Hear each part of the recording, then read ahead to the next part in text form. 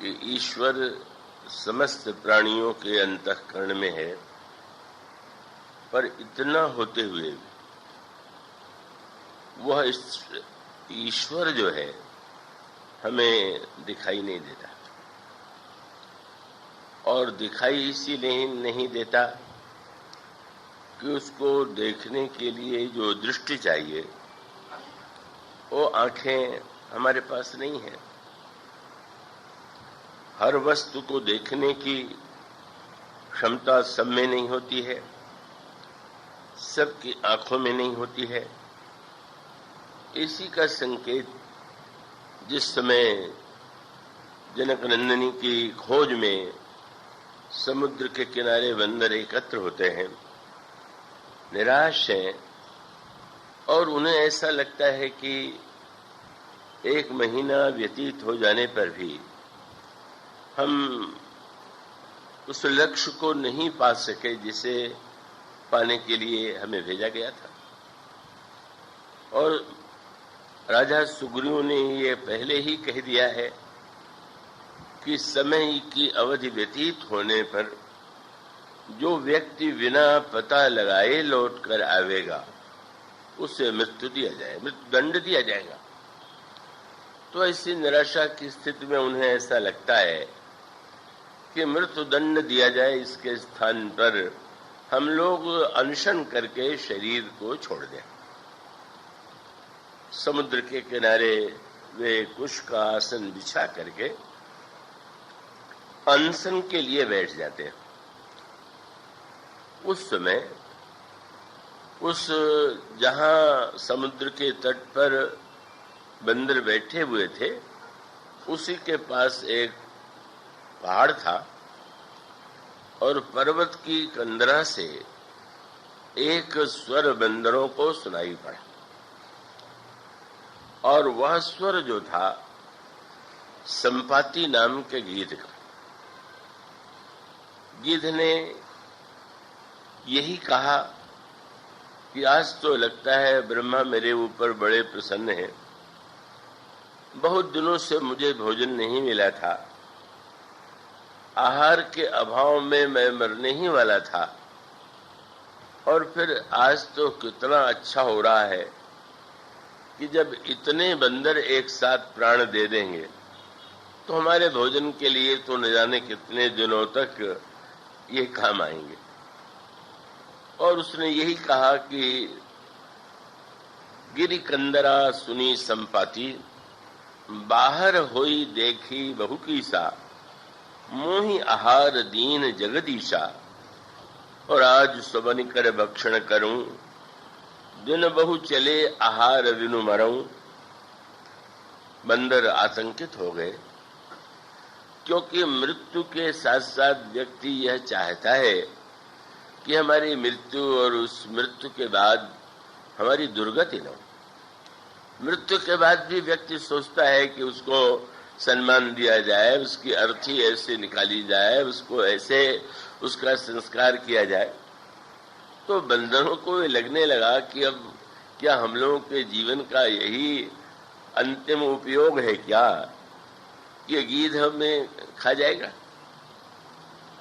उस समय अंगद के मन में एक विचार का उदय हुआ, और अंगद ने उस समय एक वाक्य कहा। अंगद ने कहा कि धन्य जटायु सम को नाही। संपाति गीध है, जटायु भी गीध। अंगद ने विचार का आश्रय लेते हुए कहा, धन्य है जटायु, उसके समान भला और कौन था जिसने श्री राम के कार्य के लिए, जनक नंदिनी की रक्षा करने के लिए अपने प्राण अर्पित कर दिए। उस समय जिस समय जटायु का नाम संपाति के कान में पड़ा, उसने बंदरों से कहा, आप न डरें, जटायु मेरे भाई थे, और आप लोगों के मुख से उनका नाम सुन करके मैं जानना चाहता हूं कि मेरे भाई ने क्या कार्य किया। उस समय जो प्रसंग आता है वो बड़ा गंभीर है और बड़ा समझने योग्य है। और उस संदर्भ में जो बड़े महत्व का सूत्र है वो ये है कि जब हम किसी महान उद्देश्य के लिए, महान लक्ष्य के लिए साधना के पथ पर चलते हैं, अग्रसर होते हैं, तो कई ऐसे अवसर आते हैं व्यक्ति जहां आशा और निराशा के स्थिति में एक झूलता सा रहता है। कभी उसको ऐसा लगता है कि प्रभु अनुकूल हैं, हमारा लक्ष्य पूरा होगा, और कभी कभी ऐसी निराशा लगती है कि क्या बतावें, मुझे जीवन में कुछ इतना प्रयत्न करने पर भी शांति रूपा सीता का दर्शन नहीं हुआ, का महाशक्ति स्वरूपा सीता जी की प्राप्ति नहीं हुई, पराभक्ति रूपा सीता जी की कृपा प्राप्त नहीं हुई। उस संदर्भ में 2-3 सूत्र बड़े ही महत्व के हैं। और सूत्र यह है, इसके पहले भी बंदर एक बार निराश हो गए थे। निराश इस अर्थ में हुए थे कि 1 महीने तक तो उनको प्यास और भोजन का कोई भान नहीं रहा, पर वो शरीर भी तो एक वस्तु है। शरीर एक सीमा तक तो मन के अधीन चलता है, लेकिन यह शरीर और मन का जो युद्ध है वह चलता ही रहता है। कभी हमारा आपका जो मन है वो शरीर पर हावी हो जाता है। मन में इतनी उमंग, इतना उत्साह है कि मन के उत्साह में व्यक्ति जो है शरीर को भूल जाता है। किंतु ये न समझ लीजिएगा कि शरीर का कोई महत्व है ही नहीं। शरीर की कितनी भी निंदा की जाए, शरीर की अनित्यता का चाहे कितना भी वर्णन किया जाए, लेकिन शरीर जिस समय अपनी स्थिति का अनुभव कराता है तो उस व्यक्ति को वो सारा मिथ्यात्व का ज्ञान भूल जाता है। वाणी के द्वारा शरीर मिथ्या है और शरीर कुछ नहीं है, ये कहना सरल है, लेकिन शरीर को मिथ्या मानने का अर्थ यह नहीं है क्योंकि शरीर क्या सचमुच निंदा की वस्तु है क्या? शरीर का कोई कल्याणकारी पक्ष है कि नहीं? और उसका सूत्र आपको मिलेगा रामायण में ही। उमाशंकर जी से आप कथा सुन रहे हैं कि उसमें काकभूषुंड जी, तो काकभूषुंड जी को तो ऐसा शरीर मिला हुआ है कि जो महाप्रलय में भी उनका नाश नहीं होता। और जब गरुड़ जी ने ये कहा कि क्या शरीर जो है वो महत्वपूर्ण है, शरीर का त्याग आप कर सकते हैं, तो शरीर का त्याग करके भी आप भगवान के धाम में ही जाएंगे, तो आप क्यों इस तरह से कौवे के रूप में जीवित रहना चाहते हैं? और तब उन्होंने यही कहा कि भगवान की प्राप्ति तो वो ठीक है, उनके दिव्य धाम में तो हम जाने के अधिकारी हैं, लेकिन जो भजन का आनंद है, क्योंकि भगवान के धाम में साधना की अपेक्षा नहीं है, तो वस्तुतः साध्य का आनंद बहुत बड़ा होते हुए साधन का आनंद भी ऐसा है कि आप 2 प्रकार के दोहे पाएंगे। एक प्रसंग में कबीरदास जी ने कहा कि भाई, किसी ने कहा महाराज आज बहुत प्रसन्न लग रहे हैं, और तब उनके मुख से उन्होंने वाक्य कहा कि जा मरने से जग डरे, सो मेरे आनंद, कब मरिहों कब देखियों पूर्ण परमानंद। जिस मृत्यु से लोग डरते हैं, मुझे तो उसमें परमानंद का अनुभव होता है कि कब यह शरीर नहीं रहेगा और उस परमानंद का हम साक्षात्कार करेंगे। पर संतों की वाणी भी सदा एक जैसी नहीं होती, और जो उसमें भिन्नता लगती है। आप किसी महापुरुष के पास जाए, किसी संत के पास जाए तो आपको ये आवश्यक नहीं है कि हर प्रश्न का उत्तर जैसा पहले दिया गया है वैसा ही आज भी हो दे। वो किस स्तर से, किस मनस्थिति से, क्या लक्ष्य सामने रख करके बोल रहे हैं, साधारण व्यक्ति उसे नहीं जान पाते। और वो सभी वाक्य जो है उनमें से किसी एक वाक्य को पकड़ के नहीं बैठ जाना चाहिए। जब कबीर ये कहते हैं कि मृत्यु तो परमानंद की प्राप्ति है, तो एक वाक्य है, और फिर उन्हीं का दूसरा वाक्य है राम बुलावा भेजिया। भगवान ने निमंत्रण भेजा अपने धाम के लिए, पर कबीरा दिन ही रोए, मुझे रुलाइया रही। क्यों? बोले जो सुख है सत्संग में सो वैकुंठन हो। सत्संग में जो सुख है वह वैकुंठ में नहीं है। तो मानो इसमें एक में तो, बल्कि एक तीसरा उनका दोहा और है, जिसमें भगवान से भी निवेदन करते हैं कि लोग कहते हैं कि मरने के बाद व्यक्ति आपके धाम में जाता है, तो कुछ नहीं, उसका क्या अर्थ है? तब बोले मरने के बाद आप मिलेंगे, इसमें क्या विशेषता है? तब उन्होंने वाक्य यही कहा कि जीवत में मुझको मिलो, मुझे मिलो न राम। क्यों? बोले जब लोहा माटी मिला तो पारस के ही काम। लोहा जब मिट्टी में मिल जाए और पारस आवे तो पारस का चमत्कार क्या है? लोहा पारस है और लोहे को सोना बना दे तो पारस का चमत्कार है। मानो शरीर तो लोहे की तरह है और आपकी भक्ति के द्वारा, उस पारस के द्वारा इस जीवन में हम धन्य हो जाएं तो सार्थकता है कि मरने के बाद हम धाम में पहुंच जाएं।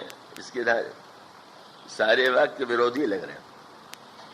और रामायण में भी यही बात का गीधराज जी ने कहा कि वाह, मैं शरीर चाहता हूं कि बने ही रहे। क्यों? बोले तनु बिनु वेद भजने नहीं वरना। भजन का जो आनंद है, साधन का जो आनंद है, वो तो शरीर से प्राप्त होता है। और इसलिए मैं चाहता हूं कि शरीर सदा सदा बना रहे। कौआ शरीर ही चाहिए तो कौआ क्यों? बोले यही तन राम भगति मोहि जामी।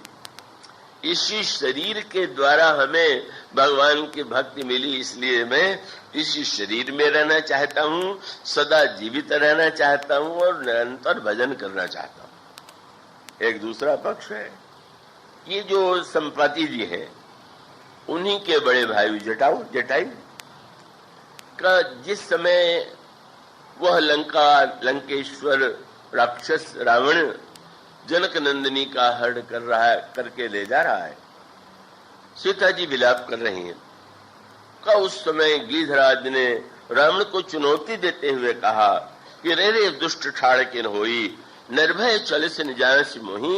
अरे दुष्ट, तू कौन है जो इस प्रकार का अनर्थ कर रहा है? उस समय एक बार तो रावण को आश्चर्य हुआ, ये कौन है कि जो मुझे चुनौती दे रहा? दूर से लगा कि क्या मैनाक पर्वत आ रहा है, क्या गरुड़ आ रहे हैं, पर उसको लगा कि जब पास आने लगे और दिखाई पड़ा कि जटायु जी बहुत बूढ़े हो गए थे, तो उसे बड़ा आश्चर्य हुआ कि अच्छा, ये बूढ़ा जटायु और मुझे साहस कर रहा है। और तब रावण मन ही मन हंसा, बड़ा अभिमानी था। अच्छा लड़ने नहीं आ रहा। क्यों? बोले शास्त्रों में लिखा हुआ है कि तीर्थ में अगर शरीर छूट जाए तो क्या मनुष्य की मुक्ति हो जाती है। तो इस गीध ने सोचा होगा कि जीवन में बहुत पाप किया, अब किसी तीर्थ में शरीर छोड़े तो मेरी मुक्ति हो जाएगी। और उसको लगा होगा कि लंकेश्वर रावण की भुजा से बढ़ के तीर्थ कौन होगा, तो मम कर तीर्थ छाड़ी ही देहा, ये है उसके अभिमान। वो तो अच्छा इसीलिए आ रहा है। और तब युद्ध हुआ। क्या जटायु ने कुछ क्षणों के लिए रावण को भी मूर्छित कर दिया, पर उसके पश्चात उसकी मूर्छा दूर हुई तलवार निकाल करके उसने जटायु गिद्ध के दोनों पंख काट दिए, गिर पड़े। उस समय रावण रथ पर बैठा करके जनक नंदिनी सीता को चला जाता है, बड़े व्याकुल है। उस समय गोस्वामी जी ने उनकी मनस्थिति का वर्णन किया। बड़ा कष्ट हो रहा है, जिसके पंख कट गए हों, एक ओर हरण हो गया और दूसरी ओर पंख भी कट गए। ऐसा होता है जैसे बहुत व्यक्ति जब कष्ट में होता है तो चाहता है कि प्राण चला जाए, मृत्यु हो जाए तो अच्छी। तो ये जटायु भी यही सोचने लगे और उन्होंने सोचा कि अगर मैं पीड़ा से व्याकुल होकर के मैं शरीर को छोड़ दूं तो हमारा जो कर्तव्य है उसे मैं पूरा नहीं कर पाऊंगा। कम से कम श्री रामभद्र को मैं यह समाचार तो दे दूं कि रावण ने जनक नंदिनी का हरण किया है, और इसलिए उन्होंने निश्चय किया कि नहीं, चाहे जितना कष्ट हो मैं प्राण को जाने से रोकूंगा। और प्राण से जाने से रोकने का एक उन्होंने उपाय निकाल लिया। तुलसीदास जी महाराज ने लिखा कि गिद्धराज जी जो ध्यान कर रहे हैं वो भगवान राम के चरणों की रेखा का, सुमिरत राम चरण की रेखा, ये अकेले श्री गिद्धराज जी का विशेष ध्यान है। तो रेखा का ही स्मरण क्यों कर रहे हैं? उन्हें ज्ञात हो चुका है कि लक्ष्मण जी ने एक रेखा खींच दी थी और यह कह दिया था कि अगर आप इसे नहीं लांघेंगी, जनक नंदिनी से निवेदन किया, तो रावण भी इसे नहीं लांघ सकता। तो मानो गिद्ध को लगा कि जब प्रभु के छोटे भाई लक्ष्मण की रेखा में ये चमत्कार है कि वो रावण भी न लांघ सके, तो मेरे प्राण का हरण करने के लिए यमराज कहीं भीतर आकर के प्राण न ले जाए, तो मैं राम के चरणों की रेखाओं में अपने को बैठा लूं कि जिससे प्राण न जाने पावे। तो वस्तुतः भगवान राम के चरणों की अनेक रेखाओं में 4 रेखा मुख्य है, रेख कुलिस ध्वज अंकुश सोहे का, उन चारों रेखाओं के अंतराल में ध्यान करते हुए गिद्धराज अपने आप को बस बचाए हुए हैं, किसी तरह से प्राण चला न जाए। थोड़ी ही देर बाद प्रभु आ गए। प्रभु ने देखा, आंसू आ गए, गोद में उठा लिया, उनके शरीर और उनके सिर पर हाथ फिराने लगे और गिद्धराज जी के शरीर में जितनी पीड़ा थी बस सब समाप्त हो गई। कि गोस्वामी जी ने कहा, कर सरोज सिर पर से कृपा सिंधु रघुवीर, देख राम छवि धाम मुख विगत भई सब पीर। सारी पीड़ा दूर हो गई। और उसके पश्चात बहुत मधुर संवाद आता है। प्रभु ने सुना और यही कहा कि मेरी आपसे एक ही प्रार्थना है। अभी तक गिद्धराज जटायु जो है वो प्राण को बचाने के लिए व्यग्र थे। अब भगवान श्री राम उनसे प्रार्थना करते हैं कि मेरे जानी तात कछुक दिन जी जाए। मैं समझता हूं कि और भी कुछ समय तक आप जीवित रहिए। क्यों? बोले आप जीवित रहेंगे तो पुत्र के रूप में मैं सेवा करके अपने को धन्य बनाऊंगा, इसलिए आप जीवित रहिए। और तब बहुत एक संकेत प्राप्त होता है, और संकेत ये कि जो गिद्धराज अभी थोड़ी देर पहले तक प्राण की रक्षा के लिए बेचैन थे, स्वयं प्रभु जो हैं उनसे जीवित रहने के लिए कह रहे हैं। लेकिन सुन करके गिद्ध को हंसी आ गई। गिद्ध जटायु को देख करके प्रभु के आंखों में आंसू आ गया, और प्रभु की बात सुन करके गिद्ध के होठों पर हंसी आई, और हंस करके उसने कहा कि प्रभु आप इस शरीर को बचाने के लिए कह रहे हैं? अरे मेरे मरबे समन चारि फल होई तो क्यों न कही जाए। मैं तो समझता हूं कि चारों फल से भी अधिक फल जो है इस मेरे शरीर के परित्याग का है। और सूत्र क्या है? शरीर का त्याग महत्वपूर्ण है कि शरीर की रक्षा महत्वपूर्ण है? और उसका उत्तर यही है कि शरीर का अगर कोई उद्देश्य है, कोई लक्ष्य है, तो शरीर के द्वारा ही तो साधन करेगा व्यक्ति, शरीर के द्वारा ही तो सत्संग करेगा। इसलिए व्यक्ति को अपने शरीर की रक्षा करना ही चाहिए, एक पक्ष है। पर अगर एक उद्देश्य की पूर्ति हो जाए, एक लक्ष्य की पूर्ति हो गई और उसके बाद भी उस शरीर को, तो मानो संकेत यही है कि भगवान ने अयोध्यावासियों से कहा कि शरीर तो नाव है, तो नाव में जब तक बैठे हुए हैं, नाव को ऐसे अगर नदी या समुद्र पार करना है, तो जब तक पार करना है तब तक तो ध्यान रखना ही पड़ेगा कि नाव में छेद न हो, पानी न भर जाए, डूब न जाए। अब वो चिंता नहीं करे व्यक्ति, कोई बात नहीं है, छेद है तो क्या है, उसी नाव में चलेंगे तो बुद्धिमान नहीं। किंतु अगर नदी के पार करने के बाद वो ये सोचे कि नाव तो बहुत बढ़िया है, जरा इसको सिर पर लादे चले, तो उससे बढ़कर के ना समझी क्या होगी। जब तक उसके द्वारा हमें नदी समुद्र पार करना है तब तक बहुत महत्वपूर्ण है। और जब लक्ष्य पूरा हो गया तो मानो शरीर जो है महत्वपूर्ण ये नहीं है कि जीना चाहिए कि मरना चाहिए। महत्व यह है कि हमारा जीवन, हमारा मरण कितना सार्थक है। जीवित रह करके अगर हम साधना सत्संग में जीवन व्यतीत कर रहे हैं तो जीवन धन्य है। और केवल जीवित रहने के लिए अगर उसको बोझ बनाए हुए ढो रहे हैं तो इससे बढ़कर के कोई दुर्भाग्य नहीं। इसलिए महत्व जीवन और मृत्यु का नहीं है, शरीर का नहीं है। महत्व ये है कि शरीर का उपयोग हमारे द्वारा क्या हो रहा है। श्री राम किंकर प्रभु